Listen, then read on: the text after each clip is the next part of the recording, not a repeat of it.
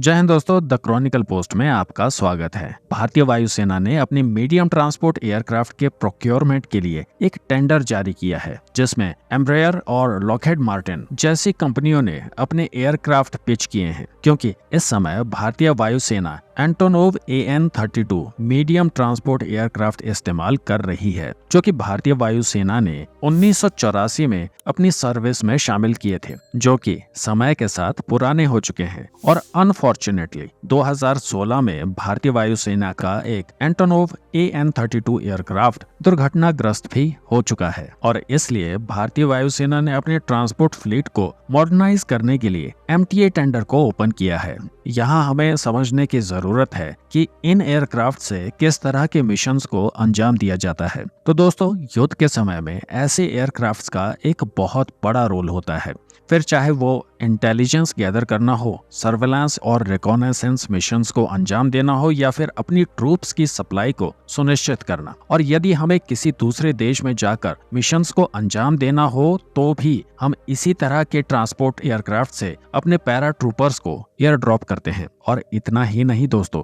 जब विदेश में युद्ध जैसी स्थितियां पैदा हो जाती हैं और वहां से हमें फंसे हुए भारतीयों को निकालना होता है, तो भारतीय वायुसेना के द्वारा इन्हीं ट्रांसपोर्ट एयरक्राफ्ट को इस्तेमाल करते हुए भारतीय नागरिकों को एयरलिफ्ट किया जाता है। इस टेंडर के लिए ब्राजील की कंपनी एम्ब्रायर ने अपने C-390 मिलेनियम को ऑफर किया है। वहीं अमेरिकन कंपनी लॉकहेड मार्टिन ने अपने सुपर हरकुलिस C-130J को प्रपोज किया है। ये दोनों ही एयरक्राफ्ट मिलिट्री ट्रांसपोर्ट के लिए इस्तेमाल किए जाते हैं। एम्ब्रायर ने अभी तक जितने भी विमान बनाए हैं, उन सब में C-390 सबसे बड़ा विमान है, जिसे पहली बार 1999 में इंट्रोड्यूस किया गया था। और लॉकहेड मार्टिन का सुपर हरकुलिस C-130J भी 1999 में ही इंट्रोड्यूस हुआ था। जहां C-390 मिलेनियम 80 सैनिकों को ले जा सकता है, वहीं दूसरी तरफ हरकुलिस केवल 64 सैनिकों को कैरी कर सकता है। C-130J का विंग स्पैन 132 फीट है, जबकि C-390 का विंग स्पैन 115 फीट के करीब है। हरकुलिस C-130J का टेक ऑफ वेट करीब 77,307 किलोग्राम है, और वहीं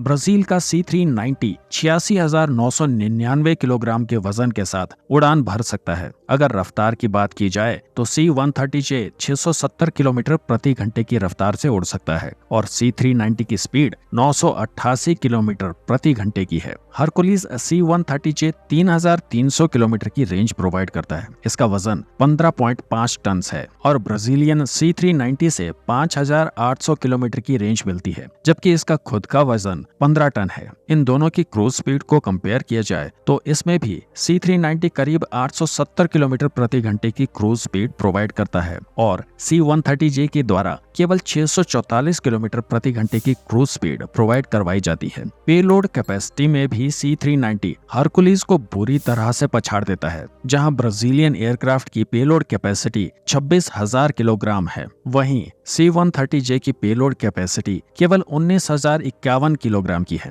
लॉकहेड मार्टिन के इस एयरक्राफ्ट में रोल्स रॉयस के 4 इंजन लगे हुए हैं, जबकि ब्राजील के C-390 में केवल 2 इंटरनेशनल एरो इंजन्स लगे हैं, जो लॉकहेड मार्टिन में लगे रोल्स रॉयस के 4 इंजन से ज्यादा पावर प्रोड्यूस करते हैं। और अगर प्राइस टैग की बात की जाए तो दोस्तों, यहाँ भी ब्राजील का C-390 बाजी मार जाता है। इतनी बढ़िया परफॉर्मेंस होने के बावजूद ये एयरक्राफ्ट C-130J की तुलना में काफी सस्ता है। वैसे दोस्तों, हर लिहाज से देखा जाए तो एम्ब्रायर का C-390 मिलेनियम लॉकहेड मार्टिन के हरकुलिस C-130J से बेहतर दिखता है, और उससे बड़ी बात, एम्ब्रायर ने इसे भारत में मैन्युफैक्चर करने के लिए महिंद्रा के साथ पार्टनरशिप भी साइन कर ली है। तो दोस्तों, आपको क्या लगता है कि इस ट्रांसपोर्ट एयरक्राफ्ट की बिडिंग कौन जीतेगा, या फिर किसे जीतना चाहिए? इसके बारे में आपके जो भी विचार हो, कमेंट्स में जरूर बताइएगा।